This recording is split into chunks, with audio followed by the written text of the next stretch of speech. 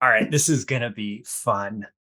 Lori, we're going to dive in with just a question to start before we formally introduce you. You're a world-class graphic designer with experience in pretty much every major design medium. And importantly, you specialize in designing response, like company name, designing response, meaning design that doesn't just look nice, it actually increases response rates on marketing. So here's my big first question for you. What's the single most important thing that every marketer needs to know about how to increase their leads, customers, sales, and profits today with more effective design? Well, Roy, well, first of all, thanks for having me.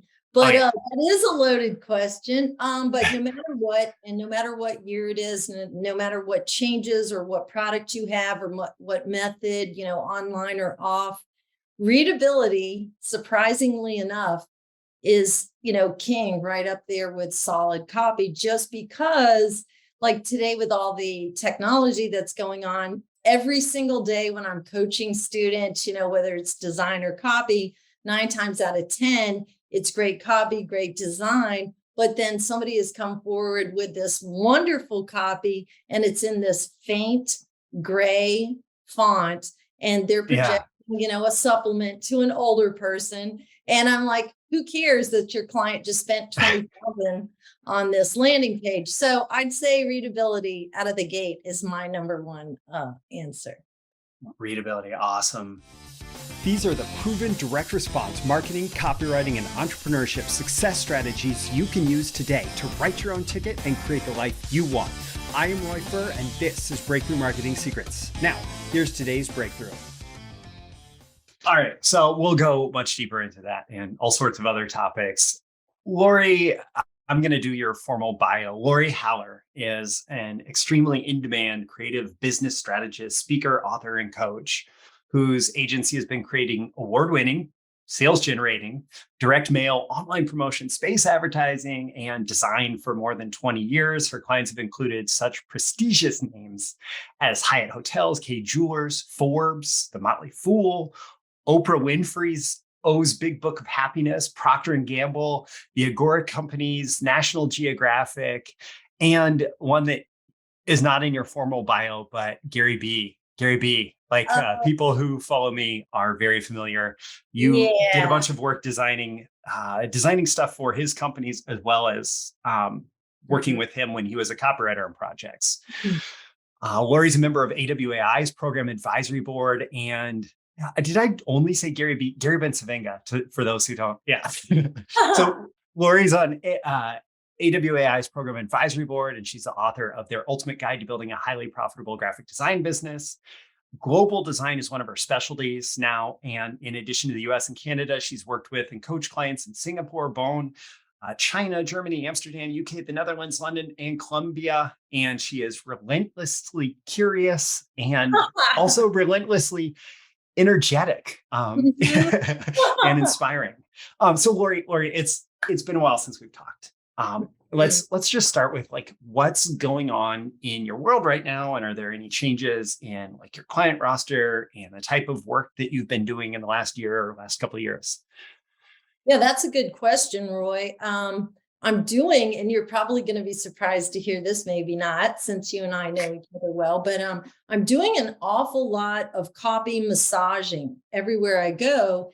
And as we all know, copy is king. So alongside of just doing the design, I guess like with Gary Ben-Savenga, Jim Rutz, Paris, David Deutsch, all the greats that I've had the opportunity to work with, something has rubbed off on me.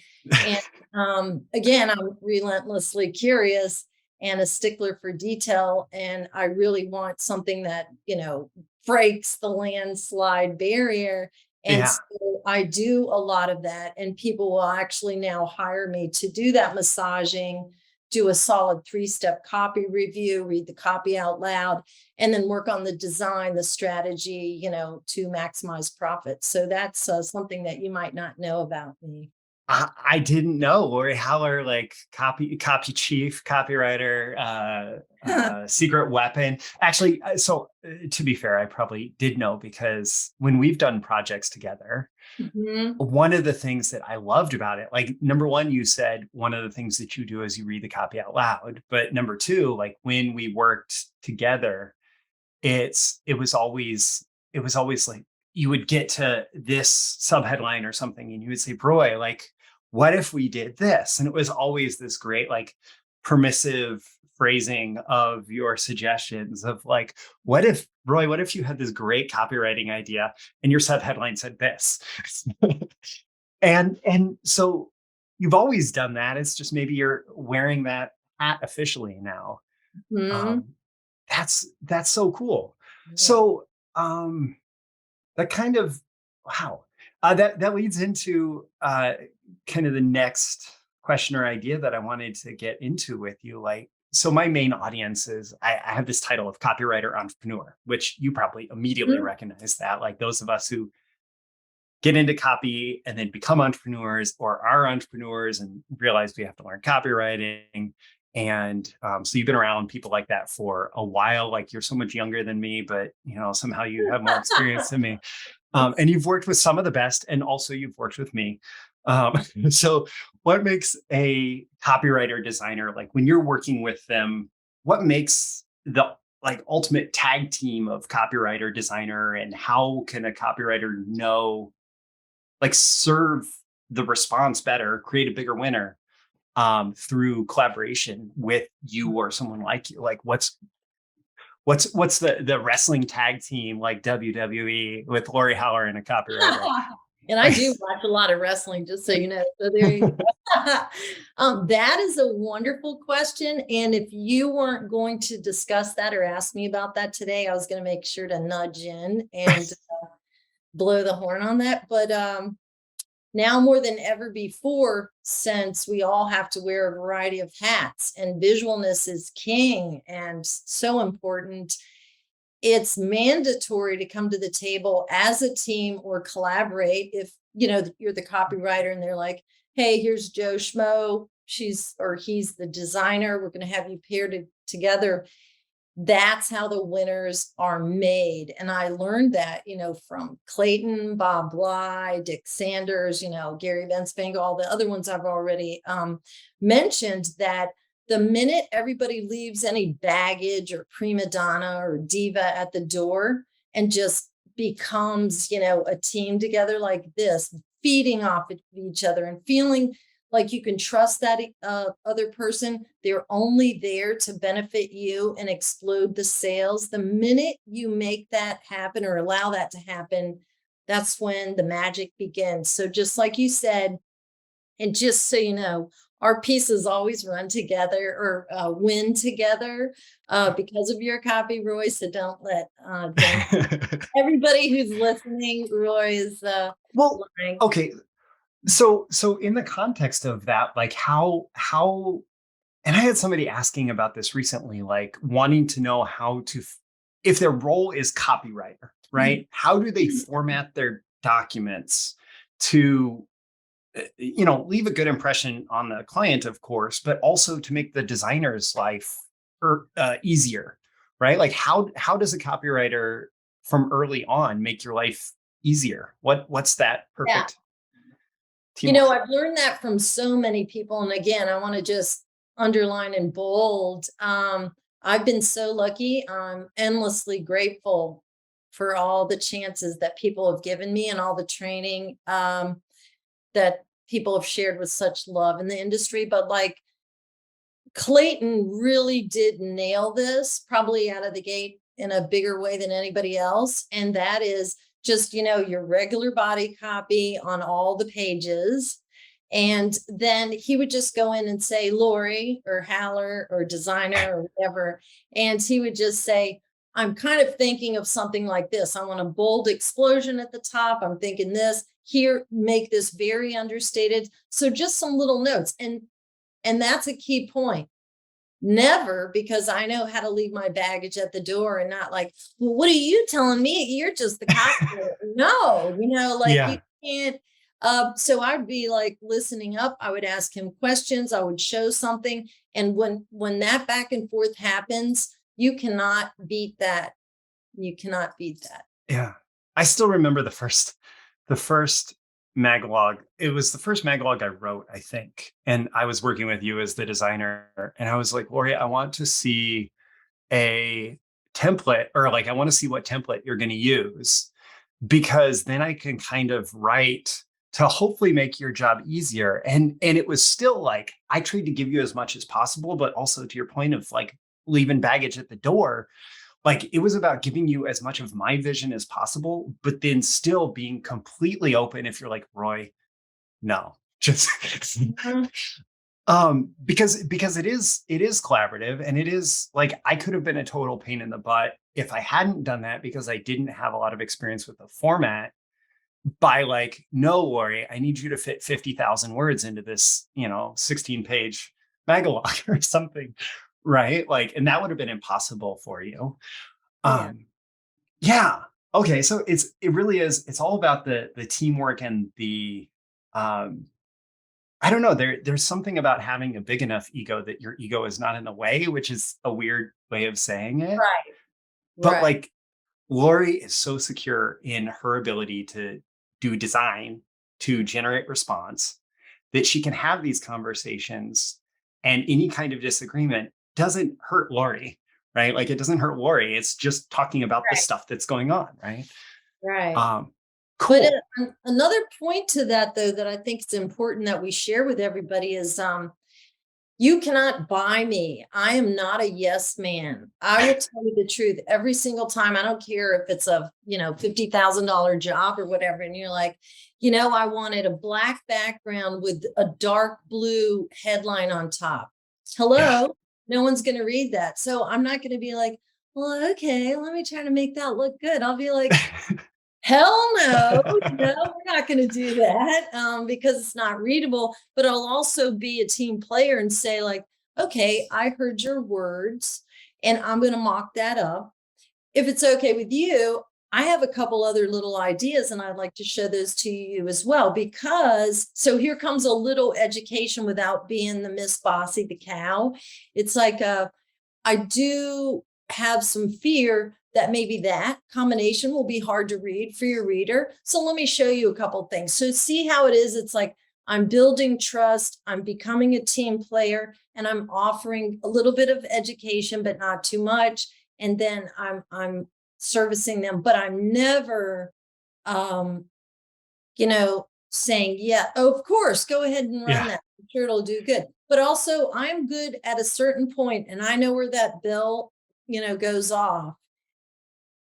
At the end of the day, if I do need to try those things and none of that works, and that's all they want, I'm like, as long as you pay me, baby, I'm good.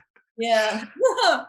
Yeah, that's such a good, like, I hope people are paying attention if they do any kind of client work, because there's such a big lesson that goes beyond design there. Like, oh, client, you want this, but as the expert that you brought in to do this work, my expertise suggests that something else is a better path for you to take. So let me show you what you're asking for, and let me show you this alternative that I think is a better option. And Mhm. can you see how this might be a better option? Like there's such a finesse to that client work that I And appreciate. that's with copy and design. So don't forget, people that are, joining us, you can try that tactic out with copy too, if you get in a Yeah, shenanigan situation. awesome. Yes, my big ego as a copywriter says that one of my favorite lessons that I learned from you is that design's biggest job is to make the copywriter look awesome. It's to support the selling. We'll say it's to support the selling message. So not just visuals, but visuals are important. But then you talked about readability, font choice, like being intentional about all of that. And like I know that I mean, it seems a little bit obvious, but people hire you to come speak all over the world, and it's to deliver this message. Like, make sure your prospects can read your message. So, how important is readability? And are there like changes in the context of different media choices that are being used today and all of that are impacting readability choices and how you're doing that? Mhm. Yeah, that's a really good question. Well, readability is and probably always will be so important because just as the copy must convey the right tone, voice, messaging, is it a 65-year-old that needs something for joint pain? Is it a 40-year-old woman that wants to, alleviate some wrinkles or whatever? Just as the copy is king and needs to be, conveying the right message, so does the readability, whether it's the colors or the fonts. And you brought up a really good point. Like in print, for example, I still do loads of print. Are you going to be considerate that, let's pretend like, Roy, you and I did a winning sales page online. So Okay. we decided that for this particular audience, a print campaign will also be wonderful. So we'll go back and forth. That's kind of how I do with a lot of people. Learn online first, get a winner, blow it into print, back and forth, test, lead, and head. So you and I would sit and look online. You have this certain, posture. You're looking on a desktop up and then down, and you're stationary, maybe in a dark room, or you're on your phone and you're looking down like this. It can be bright outside. So we'll consider all of that. But in the same vein, if you're doing something for print, you're sitting down and you're turning pages, you're stationary, you're not reading in a car probably, and they're large pages and you go from left to right, top to bottom, not top down. So Yeah. all decisions are being considered. So those are some key points, to work into your copy. And also think about if you're writing for a tiny Slim Jim, a little book-a-log, 6x9, or is it mobile first and it's on a tiny phone? All these things are to be considered before you, start keying your first words. Yeah, because some of those old school like magalog layouts, for example, that are designed to look like a magazine but sell like a catalog, right? Yeah. How that copy is structured to fit in the context of that doesn't necessarily translate into a mobile first sales message.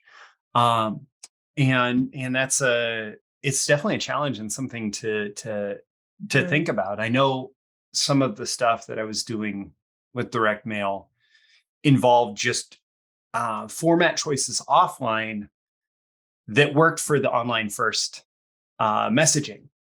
So like a Mhm. book log tends to fit more with like a narrative oriented piece of copy. Um, Mhm. and so, yeah, it makes total sense. So like, I think one of the things that makes you great as a designer is this idea, or is like what you demonstrated of this practice of empathy and paying attention to the customer experience, which like now is called UX, user Yeah. experience. But and you've talked about like making the customer feel welcome with the marketing. Mhm. And it seems like that kind of overlaps with what you're just saying. Like how how are design choices like that helping the customer feel welcome when they open up a piece of copy or open it on their screen or whatever? Yeah, that's a really good question. And I work on that a lot during the day. I work with a lot of, enormous companies, some mid-size, and boy, you can be, able to pay large fees and everything and have really talented team. And what is tending to happen is things are happening so fast with technology. And now with the last 3 years and changes, people working at home, shifting, maybe less people on the team, some things are slipping through the cracks. So that's where I come in and people will notice a problem and I will just sit there. If you looked in the cupboards or some of the closets in my studio, are filled with boxes that I've only ordered the product just so I can experience the whole ball of wax. Like, how did they invite me in desktop? Let me look at it on, my phone. I order it. Why did I order it? Which buttons appealed to me? What were the words that enticed me? And then I will do a whole box opening session. I take photos of the outside, how my name looked. Let me give you a quick example. I just ordered from one of my clients, so I'm not going to say any names, but the name of the company is one thing. A totally different company name, it's their sister company, was on the outside label. Now I knew Yeah. the sister company name, but Brenda, who just ordered from Iowa, she would not know. So I still opened it up, of course. Then on the packaging fulfillment slip, totally different wording. So I'm like, what? So I step into the shoes of the reader. I become that customer, and I learn all about them, not just their age, but when they're home, are they retired? What's their income? All those things.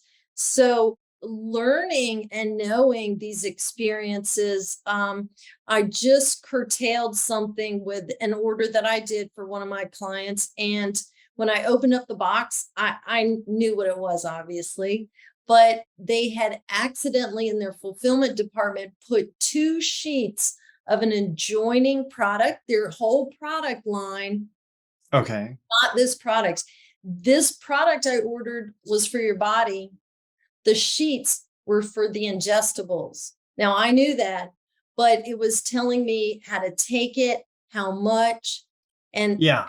reader, I wrote down my notes. I'm like, what the heck are you talking about? So I had to call them out on that, and we're revising that. But in the same vein, I also said, hey, don't just put the sheet about that product I ordered. Make sure at the bottom it says like, and welcome to our other 12 products that are available, and do a hero shot of all of them and cross sell. So it's like this.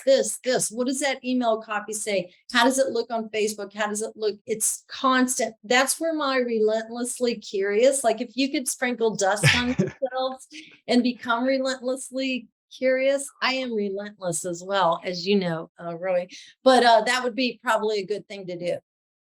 Well, so that's fascinating. Like I'm reminded of Dan Kennedy presentation that he was doing, and he was talking about how he and a colleague on a project were doing sales consultation for restaurants. I think it was restaurants in New York City. He said it's not that hard if you have curiosity and you're paying attention. It's not that hard to make a bunch of brilliant suggestions, because you walk into the restaurant or you order the product and you just have the customer experience. And every time you have this weird feeling like, okay, that doesn't feel quite right, something about that is weird, right? Then you just make a note of it. And then you have this list, because so many businesses, even big, but often big businesses, just have like missing links somewhere. That's all And it is. yeah. And so the wrong fulfillment slip on the top of a box shouldn't be that big of a deal to get right. But when it's wrong, there's just this do you know David Gond? I think you know David Gond. Mm-hmm. Um, Maybe, okay, a lot of people. What's that? maybe so. Maybe I've heard of the name a Okay. lot. Yeah, he worked on New Orleans Investment Conference, and he worked with the Blanchard Group of Mutual Funds, and he helped found Casey Research and Malden Economics and That's stuff. it. Yeah. So he was a copy chief with me while I was at Casey Research. And one of the ideas that he put in my head, um, and that just absolutely stuck, was the idea of when you're going through copy, you run into these negative thought packets. And like it's usually not enough by itself to derail the sale, but when there's enough of them, your prospect doesn't even understand why. Like, okay, something about this just doesn't resonate, and I'm not going to respond. Right. So one negative thought packet won't kill it. Like the one fulfillment sheet that's off, it's not going to cause a refund.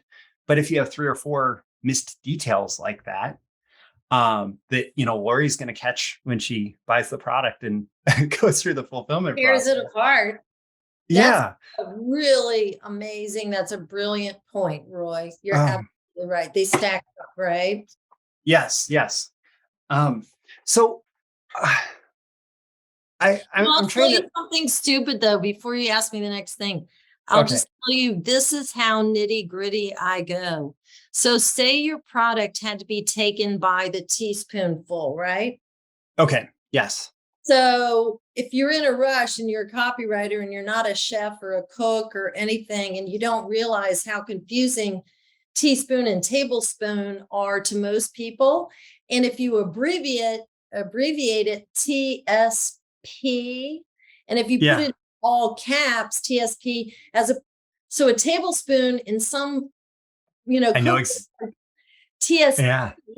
so being so lazy not to spell it out at least the first time and be clear, people are going to, be like, oh, I'm so stupid. Oh, did I take a tablespoon? Did it say a tablespoon? Marge, did it say a teaspoon or what's the difference? That is It's a just capital T. Yeah. so spelling out teaspoon the first time, showing a teaspoon, then if Yeah. you do well with a teaspoon, then later you might take but little teeny nuances matter and they stack up just brilliant. Yeah, you're right on the money.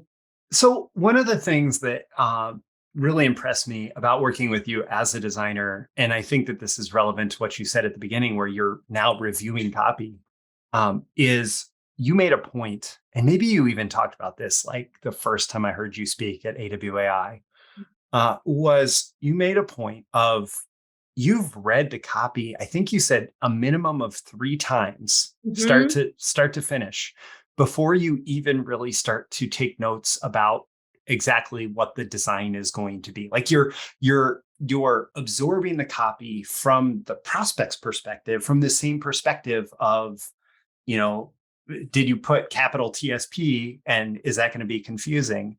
So you're doing that with the copy. So can you speak to your process as a designer? Like if somebody is a designer or they're hoping to find like an awesome designer who can work with them, like what does that process look like for a designer who can design response consistently? Mhm. No, that's a good question. And don't forget, on the other side of the coin, copywriters can kind of also do this with your copy. So don't think you have to be a designer, because again, we all wear a lot of hats. So everybody can do this. So that looks like this. I read it, print it out, never online. I read the copy the first time, print it out, and I read it out loud. I read it out loud every single time. And so Okay. I have become the reader. So I am going through there, and anything that even slightly gives me, a tingle in my right ear, I'm like, mm-mm. And I get my big old pink pen, my favorite pen out, and I will write a note like, what in the hay are you talking about? You've lost me with all your big the thing about copywriters, most of them are simply brilliant, intelligent.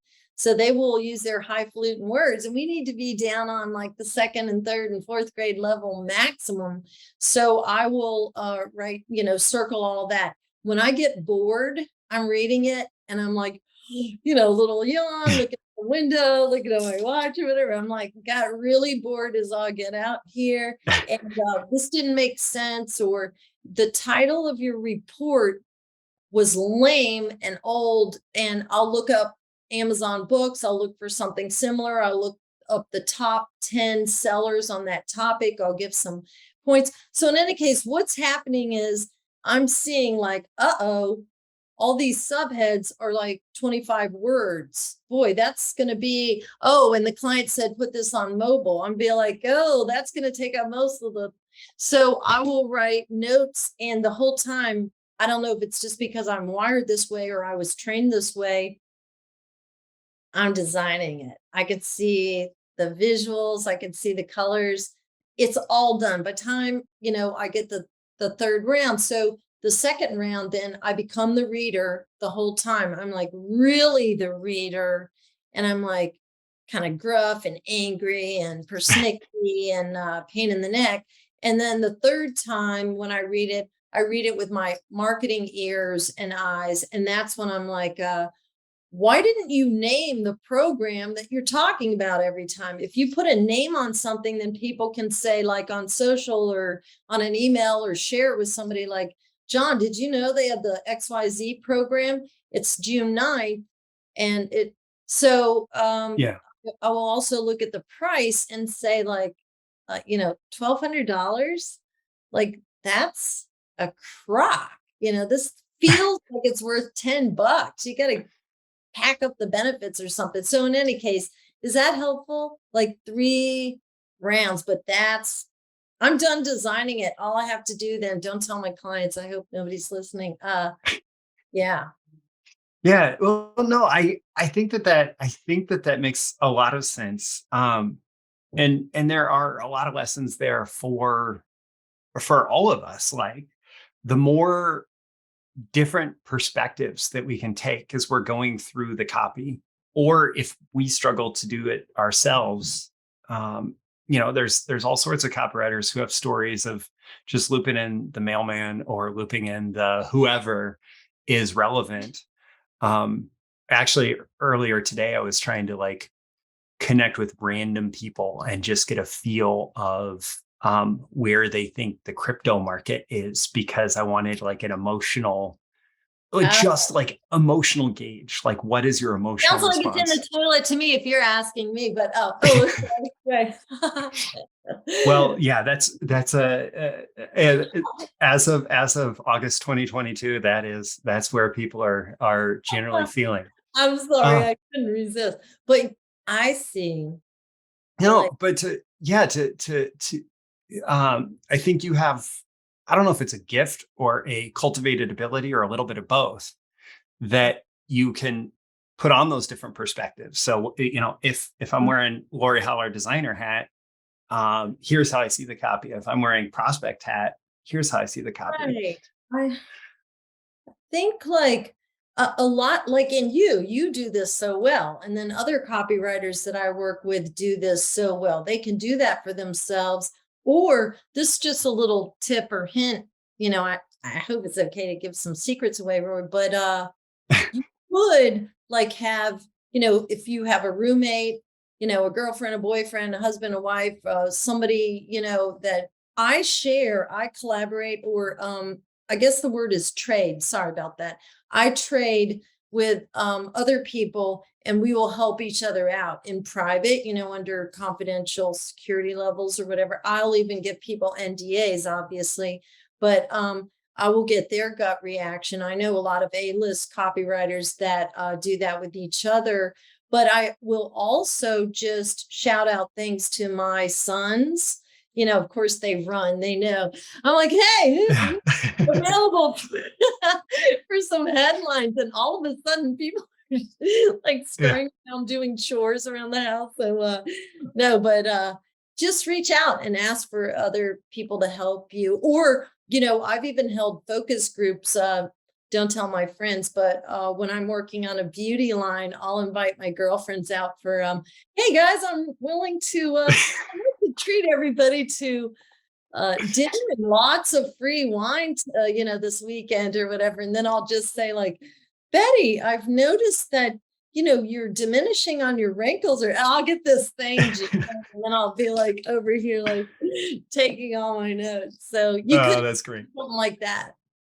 Yeah, absolutely. And I think most good copywriters have at least one great story of something like that, where it's just finding a way to connect with the audience, or finding a way to, just get that feedback that you don't get just by scrolling Reddit forums or whatever. Mhm. So, um, I, as marketers, as direct response people, I think that we have this like voyeuristic bent where we want to know what other people are succeeding with right now. We're like, oh, what campaign is working? Let me like pay attention.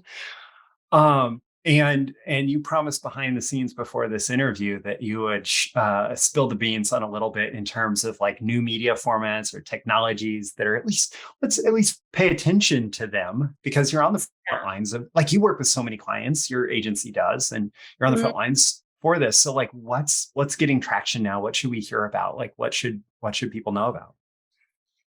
Yeah, I think it all ties into that user experience and just really being mindful and not just doing the same old thing again and again. Some of these emails, maybe they came in off of Facebook. Does that Facebook look, have a moving GIF file? Is there music attached to it? What is that color? Are you using a shocking blue there? And then, you're emulating that on everything else. But additionally, maybe even I've been trying, instead of just the long form sales page, testing that up against as well at the same time, a really short form, like, Yeah. can you get them in? Are they ready yet? And then segmenting it a little bit, as well as, boy, I tell you, this is a big conundrum everywhere I look. It doesn't matter whether it's golf industry or health, face, home products or whatever. Cart pages have just gone to hell in a handbasket, if you ask me, just because technology, again, I think I shared that at the beginning.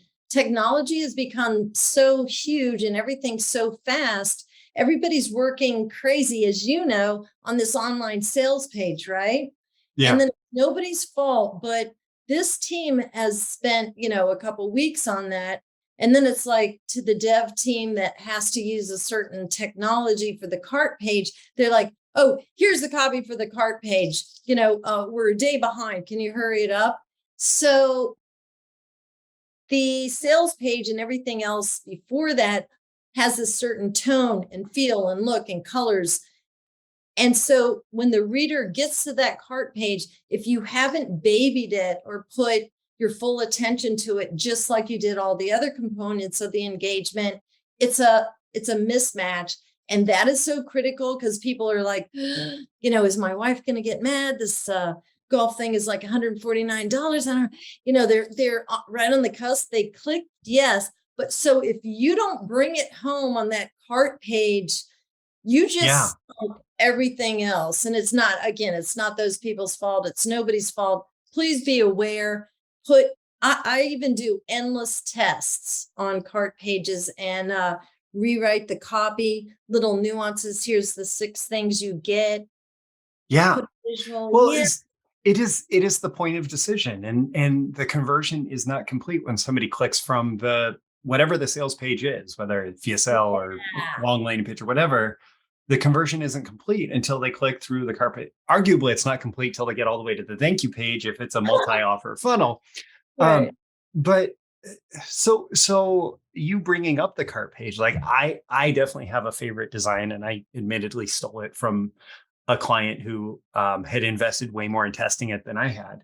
But do you have good principles, especially like we're often sending people to the same URL for mobile versus desktop, right? So do you Mhm. have good rules of thumb for cart pages at this point that you prefer, or?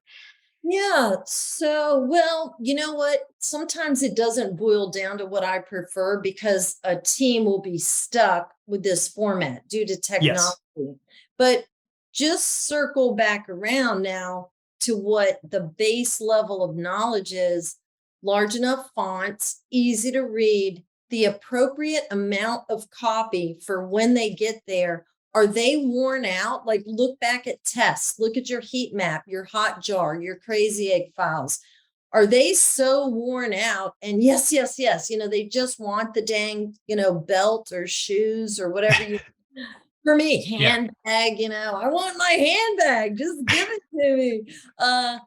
That you don't need so much copy. Maybe you've done such, depending on the depth of the product. And again, getting back to who that reader is and what do they need to see, feel, read, and hear. Try it out and see, but make sure that it's in tune with where they are at in their journey, and make sure to just nail that logo again, or the same headline, or I will go back to the sales page at the very end and read those last few lines of copy again and again and again and again. And if I click there and go here, I will just ask myself, and put the copy over here for a moment and just say, what do I need to read now? How much? Here it Yeah. is. Here's your WYSIWYG that you ordered. It's in brown. You're getting 2 of them and it's coming on Tuesday. Do I just need to hear that? Or is it a big, expensive, seminar you're attending and you need to see the 15 other goodies that are worth $1,500 do like that. Does that make sense? It makes perfect sense. And I think it again underscores how much you put yourself in the prospect's head. And like as a marketer in general, independent from copywriter, designer, whatever the role is, media buyer, the more that you can put yourself in that prospect's head, Right. the more effective you can be. Yeah. And Yeah. so like since I sell so many information products, both for clients and for myself, like my cart pages have evolved a lot. It used to be like the classic was like sometimes 1,000 words or more of text before they scroll down and get to filling out their information. And Mhm. that seemed to work best for a while, right? But now it's, on the left hand side, there's an order form. And if it's mobile first, that's at the top. But then there's plenty of other information like summarizing it that's on the page that can be engaged with if they're not ready to enter their information the moment they click through. See, so you just said something yet again brilliant, and that is you're just not relying. Like, what if I relied on the first Gary Bencivanger huge grand slam dunk we had, and just like, well, that one, so I'm just going to do it like that, Yeah. whatever.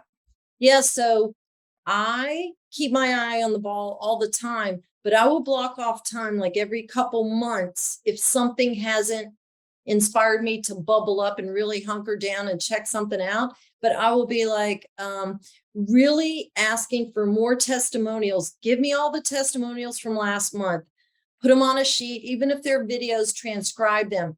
I will print them out, take a yellow marker, highlighter, excuse me, and highlight those words. And then I will say, like, wow, this guy with, and this guy, and this guy, and this guy with prostate problems, it's mostly that they're angry because they're tired and can't do their job the next day because they're up all night dealing with the situations that, come along with that.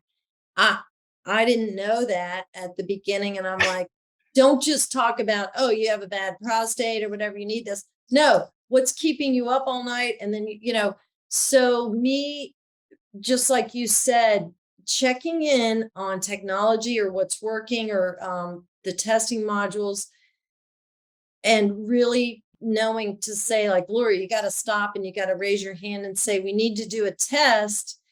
And that kind of leads me into the use of AI today, which I think you and I might have talked about it a little bit. That's really changed copy and design. And, I don't know if you, believe in that, but just recently, like for a let's see, I'll say it carefully here so that the people from the jail don't come and get me. Uh just let's just say it's a beauty product, right? Okay. I've done a million of these beauty products, and this is going to go online and print. And so normally with these beauty products, you're focusing on 40, 45 and up, to 85-year-old women. um, Normally in the olden days, I would go on the stock photo house. I know you and I have shared tips and tricks on how we get the best stock photos. But in the past, I would have went on and keyed in 45 or 50-year-old women smiling at the camera. I don't know. Yeah. You know Okay. what? You Awesome. know what? This time I had to key in model, beautiful, glamorous, because today you kind of need that little pizzazz. People So don't want like, to even, yeah. And yeah. so the computer chose for me.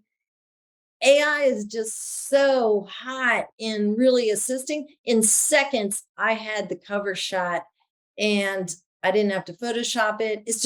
It's amazing. Same with copy. We use that Jasper, with copy a little bit just to give us new ideas. So Yeah, stand. it's interesting. I'm hearing that more and more, and I'm still of the like you can't replace an A-lister with AI, right? Like you can't. But I'm hearing more and more.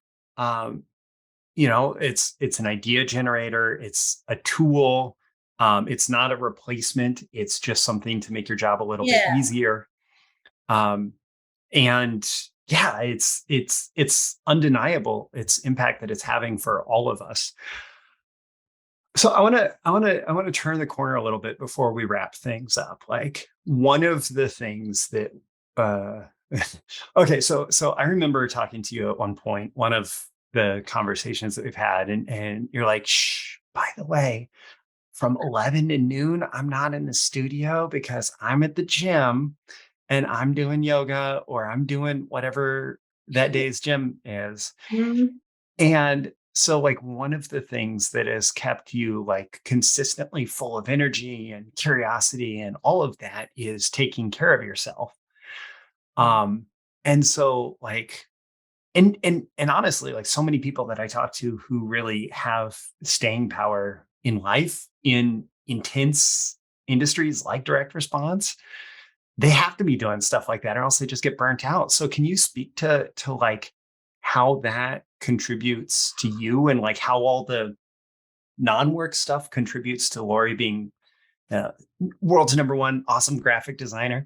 Ah, you're nice, Roy. Yeah, I take this very seriously.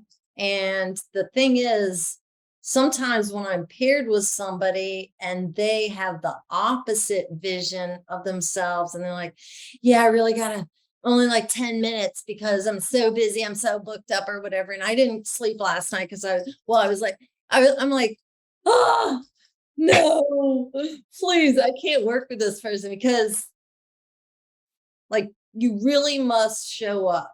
There's so much competition out there, and you must show up and come to the table. Like I could have just had a t-shirt on today, but no, even if Hey, I'm not hold even on. well, yeah, but I'm a girl and I'm a girl.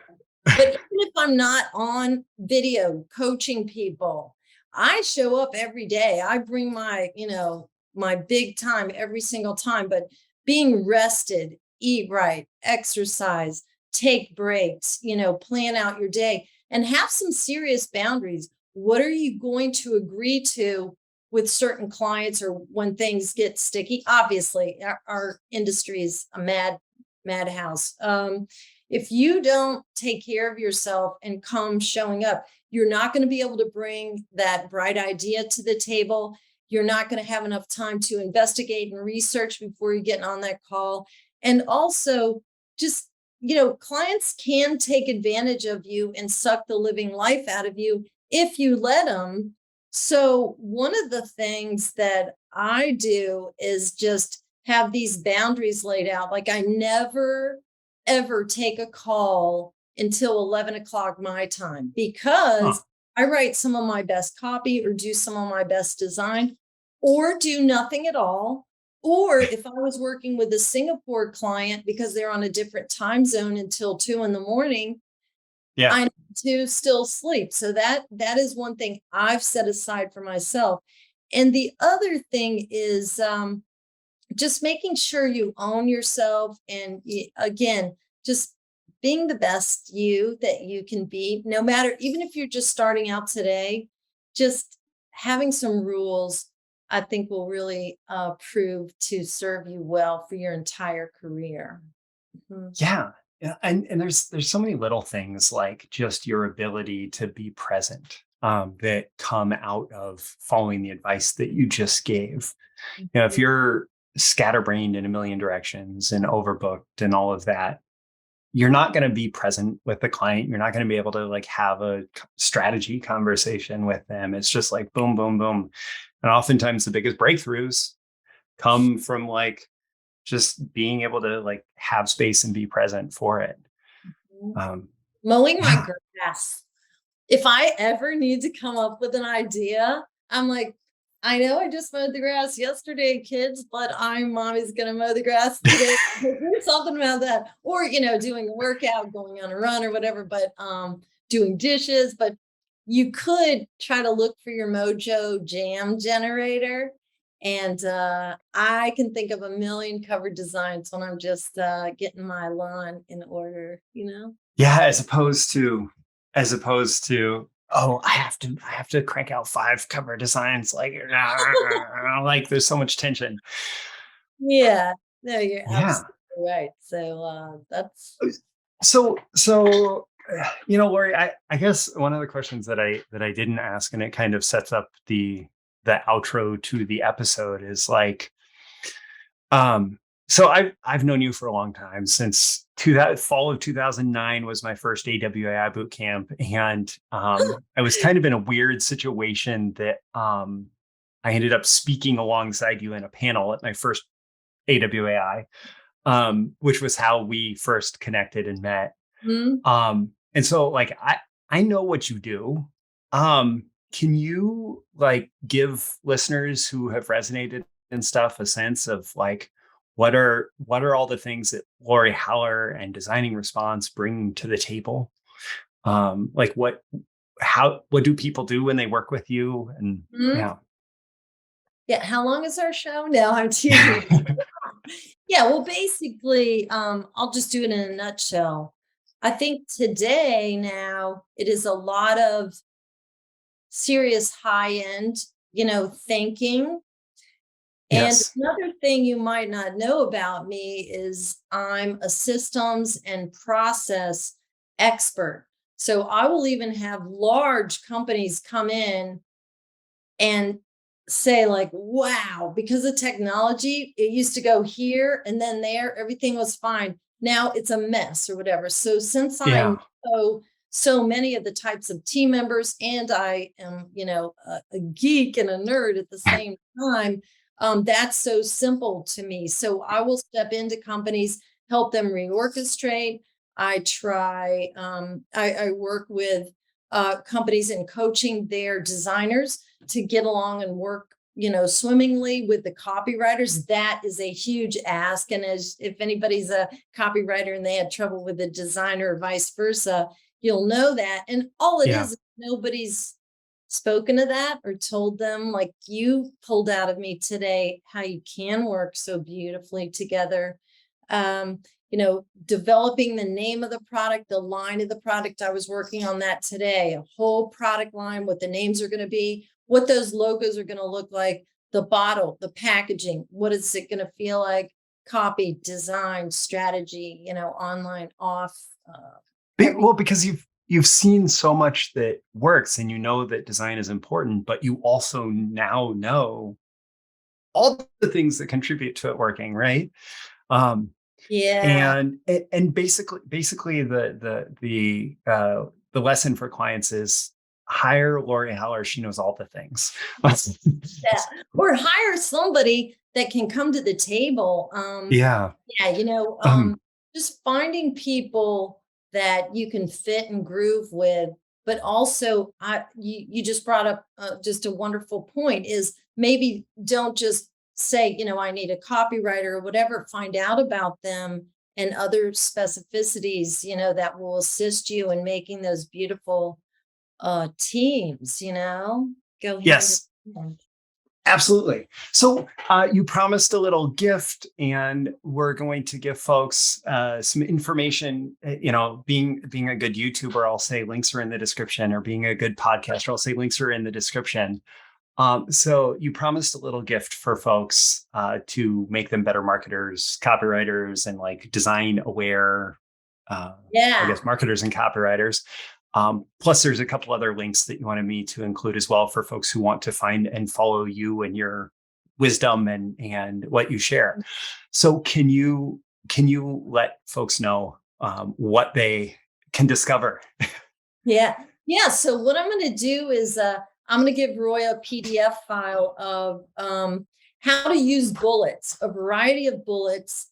And I have shared clips or snags of a ton of my winners, both online and off. And Excellent. I'm going to point to them and stuff like that. So I think it'll assist you on the copy end, the design end, marketing end, strategy, or whatever. So I hope you enjoy it. And Excellent. then to find me, is that what you're asking me, Roy? Yeah. Where do folks find and follow you? Yeah. You know what might be the best or the funnest way is to get to know me, and then I can get to know you too, is LinkedIn. I, have this information about what I do, but also, Roy, I reposted the first video that we did together the other day.